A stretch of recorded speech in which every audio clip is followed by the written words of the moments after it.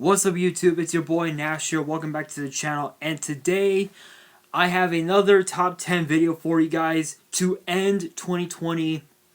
This time it is the top 10 best matches in WWE of 2020. There have been so many great matches that we've had from events like NXT UK Takeover Blackpool 2, TLC, WrestleMania, Takeover Portland, Super Showdown, WrestleMania, so many great matches, so many moments, but I only had to pick 10, and these 10 were top notch. So let's get right into it. So kicking off at number 10 is the match is arguably one of the big matches from NXT UK Takeover Blackpool 2, Jordan Devlin versus Tyler Bate. Obviously, the rivalry started all the way back in the inaugural, what was then known as the WWE United Kingdom Championship Tournament. Both Devlin and Bate were in the semifinals of the entire tournament. Bate ended up winning that one, and since then, Jordan Devlin had a bitter hatred for Tyler Bate. Devlin had that hatred for Tyler Bate, and it all culminated at NXT UK Takeover Blackpool 2, which obviously Devlin ended up defeating Isaiah Swerve Scott, Angel Garza, and Travis Banks back when he was still in WWE to become the Cruiserweight Champion. The one thing I find so interesting about this match is that when the match ended, Triple H, William Regal, and Johnny Saint were sitting in the rafters, giving those two men a standing ovation because obviously they deserved it. This was one hell of a match. I believe this match I gave it a 4-star rating, if I remember correctly, as a personal rating. I still stand by that to this day. Coming in at number 9 is actually from, if I remember correctly, if I can find it, from NXT TakeOver 31, Finn Balor versus Kyle O'Reilly for the NXT Championship at TakeOver 31 from the Capitol Wrestling Center. This was one to remember because Kyle O'Reilly, he had so much potential. He had the potential to become a future NXT World Champion, and he gave it his all. He gave it his all, and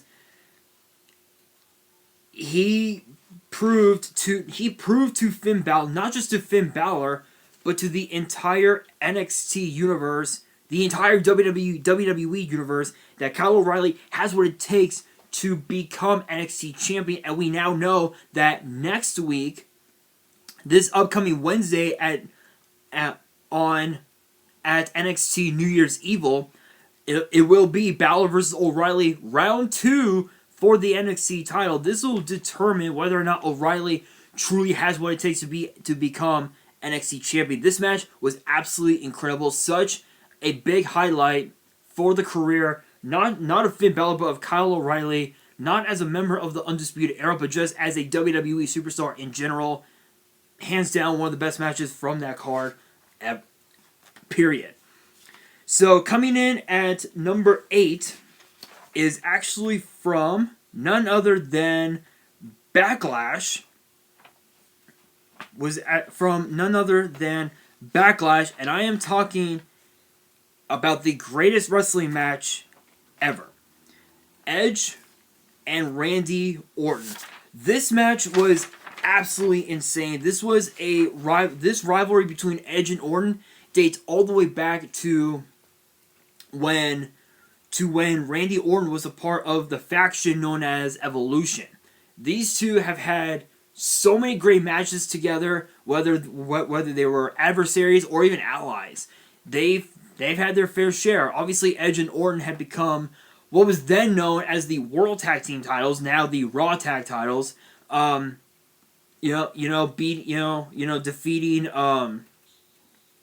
Defeating Ric Flair and Rowdy Roddy Piper. holding on to the titles for a hot minute. In 2006, these guys really tore the house down. They gave it their all in this match, and the one thing I found so interesting was the fact that they basically just, again, they beat the holy hell out of each other with pedigrees and rock bottoms and so many, literally Edge pulled out all the stops. Everything include damn near but the kitchen sink, as the old saying goes.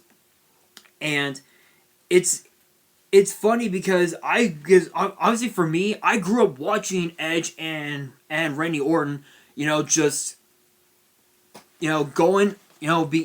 all out, winning tag titles, winning world titles, Royal Rumbles, all that. I grew up watching them, and the one thing that I learned from them was to, and especially from Edge. Edge was one of those guys that is such an inspiration. A lot of people don't know it, but Edge is such an inspiration, not just as a WWE superstar, but as a human being. The one thing that I learned from him, from his days in WWE, from when I started, from 2005 to 2011, was to just be yourself.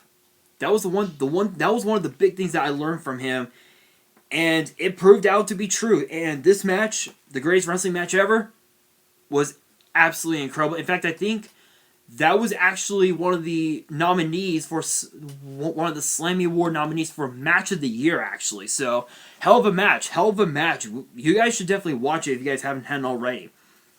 So, coming in at number 7 actually comes from none other than, if I remember right, let's see, where is it? From what would have been NXT Takeover Tampa, what would have been had the pandemic not have come to pass.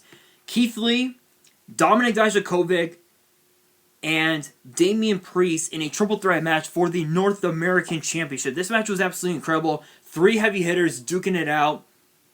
We all know how that match ended. Keith Lee pinned Dijakovic to retain the North American title, even though he was injured, which was pretty insane. One thing that I found so interesting about that match was the fact that Keith Lee was actually not only biting to retain the title, but was also biting to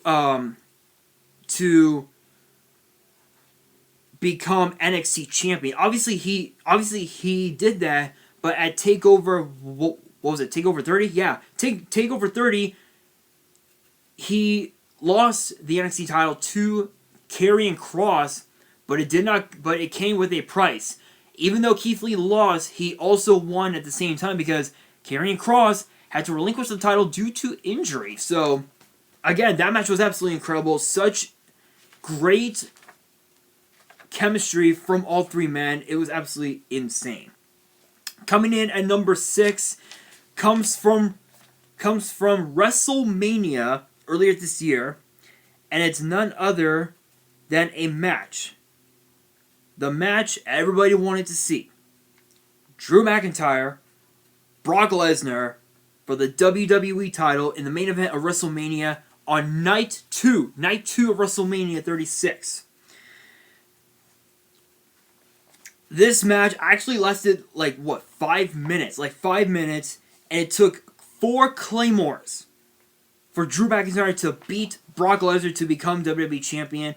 And he's been champion ever since, despite losing the title just literally on the night of Hell in a Cell. That was an incredible matchup. Incredible match. Drew McIntyre has literally proved he has what it takes to become WWE Champion. That was one that I was so interested in. So interested in. It was such an amazing match. Drew McIntyre proved, Paul Heyman kept saying that Drew McIntyre was going to be Brock's bitch, at WrestleMania. Other way around, it ended up becoming the other way around, and that's actually what happened. So coming in at number 6. So I think I did number 6. So coming in at number 6, if I did not do that already, was actually a match. Oh wait, no. Yeah, I think it was number 6. Okay, why is my laptop being stupid? My laptop is being stupid, people. So if I did not do number 6, I apologize, but you guys can let me know in the comments below. I don't even know. Coming in at number 6 is actually the match that a lot of people have been wanting to happen for a long time. That was what happened. What was it, last week? Yeah, last week. I think like last week on SmackDown, Big E versus Sami Zayn in a lumberjack match for the Intercontinental title. Hell of a match. Big E is one of those guys that needed that big push. No pun intended. Needed that big push that everybody wanted. Everybody wanted to see Big E get that big push that he deserves, and he finally got it. A way to end 2020 was him becoming Intercontinental Champion. Hell of a match. Even though it was a lumberjack match, I know Sami Zayn is probably gonna go on SmackDown tomorrow night.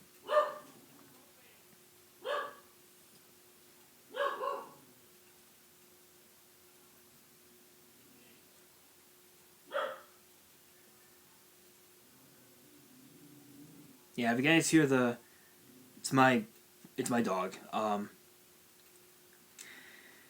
Yeah. Anyway, so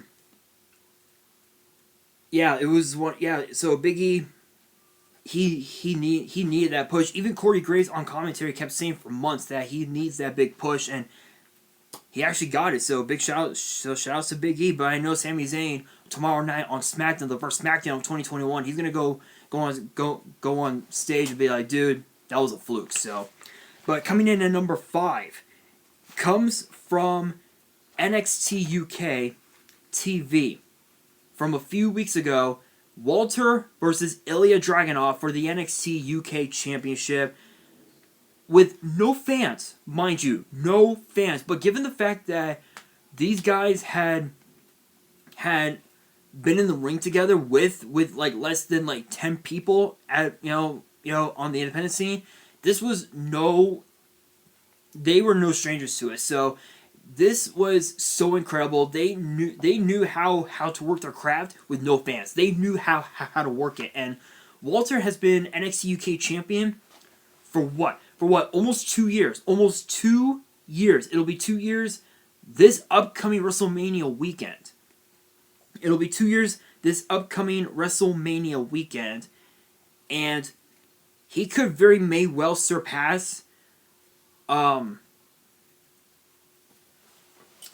Pete Dunne's record if he gets past A-Kid in 2-3 weeks? In like 2-3 weeks on NXT when he defends the title against A-Kid, who won the inaugural Heritage Cup trophy. Dragunov and Walter, two of the hardest hitting dudes you will ever see.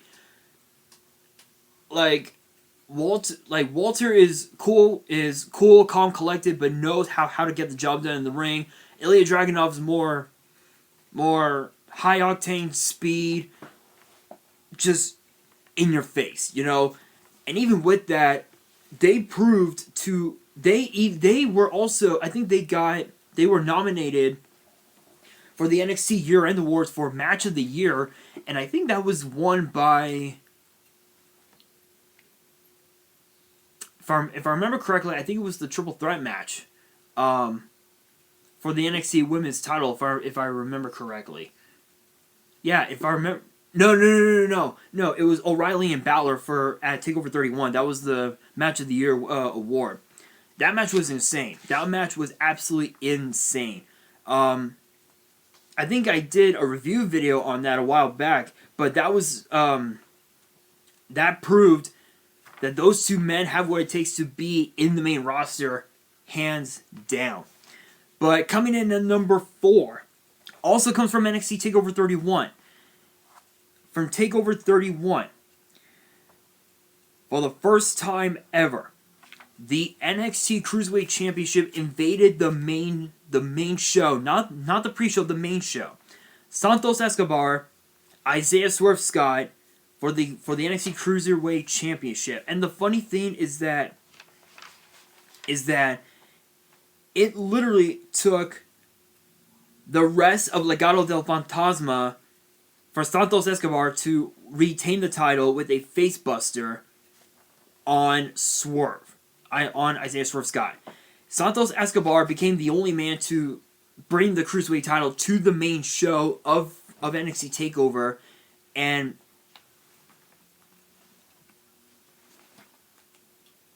I think, honestly, Santos Escobar could very may well be Cruiserweight champion for a long time. But don't forget, Jordan Devlin is also a Cruiserweight champion. So once the restrictions in the UK have lifted like immensely, there is a possibility that we could see Jordan Devlin invade NXT, and then at a future NXT TakeOver, both titles will be defended one-on-one, which is a very high possibility.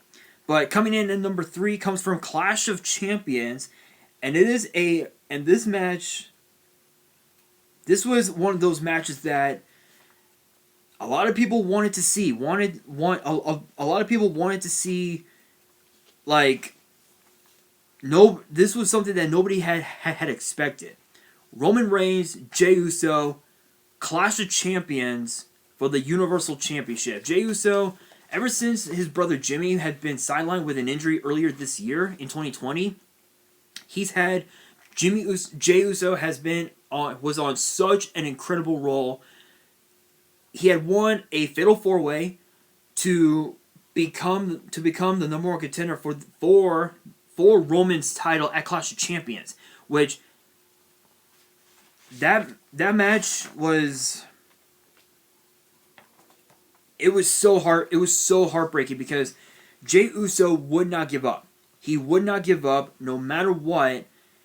And I did the results video for that, which you guys can check out. I said that that the closing moments of the match, Jimmy Uso had to throw in the towel for Jey, and thus Roman Reigns retained the Universal title. He retained the title by forfeit, which that was heartbreaking, but it was a instant classic because it was two family members duking it out to see who truly is the top dog in the family.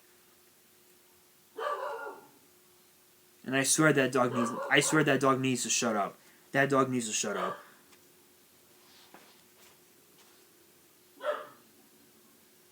I swear that dog is just don't mind that. Anyway, so yeah, that was so heartbreaking, but it was absolutely incredible. But coming in at number 2 is none other than the finals of the Intercontinental Championship Tournament from back in June. Back in June, Daniel Bryan, AJ Styles, the finals on SmackDown for the Intercontinental title. Another great instant classic, hell of a match. Two technical wrestlers laying it all on the line, laying it all in the ring for a shot to become Intercontinental Champion. Despite AJ Styles winning that match, Daniel Bryan, both Daniel Bryan and AJ Styles proved that they are worthy of being called Intercontinental Champion, and now AJ Styles has pretty much is now a Triple Crown winner because he's a former WWE Champion, he's a former United States Champion, and now he's a former Intercontinental Champion, a Triple Crown winner, which is a feat that only a select few can say that they have done. One thing I will say though is that one thing I will say though is that AJ Styles has done so much for WWE. They've done so much for the business, and there's no telling where their careers will go in terms of 2021. Only time will tell, but I was literally at the edge of my seat watching that match, like, oh my god, oh my god. And then of course AJ Styles picking up the victory to become Intercontinental Champion. 5-star match, easy. But coming in at number 1, probably one of my favorite matches from NXT Takeover 30. Pat McAfee versus Adam Cole, baby. Yes. Probably the most important match in the career of Adam Cole, because if you guys don't know, Adam Cole has had such a huge disdain for Pat McAfee, which dates back years. And I swear my laptop is being stupid. Such a bitter disdain for Pat McAfee that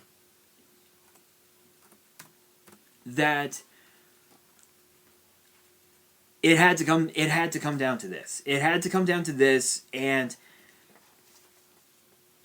Pat McAfee got his ass beat. Ooh, excuse me. Ooh, excuse me. Ooh, excuse me. And even though Adam Cole did beat Pat McAfee with the Panama Sunrise, Pat McAfee did not learn. He did not learn his lesson, and Takeover War Games, the Undisputed Era beat the hell out of Team McAfee, and this match proved to was a bit of a proving ground for Adam Cole that despite losing the NXT title, that he hadn't lost his touch, and that match proved that he did not lose his touch whatsoever. So I would put this at number 1. But I do have a couple of honorable mentions. Obviously, the big honorable mention would probably have to be the 2020 Men's Royal Rumble, which was a nail biter. We got to see so many big returns. Obviously, MVP. We got to see the main roster debut of Keith Lee, Riddle, and even the return of Edge. And the reason why I put this in the honorable mentions is because this was something that a lot of people were expecting. Someone like Roman to win the Royal Rumble, but nobody expected Drew McIntyre to win. I wasn't even expecting it. So for this match to be in a honorable mention is yeah. Yeah, I'm not saying anything more about it, but this was a match that a lot of people were not expecting the outcome. The outcome was absolutely unexpected. The other honorable mention that I do want to bring up is actually from WrestleMania, and is the Boneyard match between The Undertaker and AJ Styles. Obviously, this was The Undertaker's very last match ever in WWE. 30 years in the business. This was a match that not only gave The Undertaker the chance to get AJ Styles over, but it also gave AJ Styles a chance to prove that he has what it takes to be in the ring with the biggest names in WWE, like Undertaker, like Randy Orton, like Edge, just to name a few. And this match had all the hype, but the only problem was that again it was a cinematic match, and there were so many downsides to it. So that's why I had this in the honorable mention. And the final honorable mention that I do want to bring up is actually from if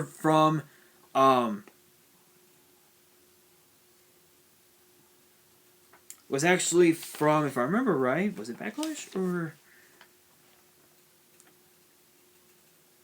Yeah, from NXT Takeover in Your House. The triple threat match for the NXT Women's Championship between Charlotte Flair, Rhea Ripley, and Io Shirai. The reason why I had this in the honorable mention is because it's because of the fact that Charlotte Flair, again, she was a heel back 6 months ago, and she basically, her winning the NXT Women's title from Rhea at WrestleMania was a proving ground not for her, but for the entire NXT Women's division, because she basically with the matches that she had with women like Mia Yim, you know, and Io Shirai and whatnot, and even also Bianca Belair, she was able to get those women over with the fans, even though there were no fans around. She got those women over with the fans, but the big problem is that Io Shirai, if I remember right, she pinned Rhea Ripley, actually, if I remember correctly.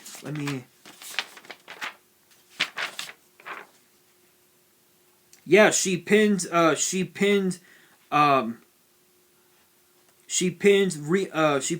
to become NXT Women's Champion, but the thing is, she should have pinned Charlotte Flair, which would have made a lot more sense. But that's just my opinion. That's just my opinion. But this match was one of those matches that a lot of people, everybody was hyped for it. But the only downside is that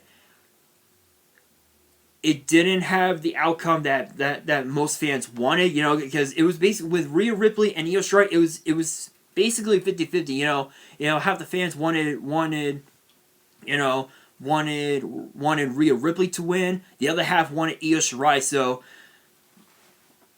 it was a questionable match, but it was pretty awesome. I will say myself. But guys, that is going to do it for this video. Question of the day: what matches do you think should have been on the top 10 list?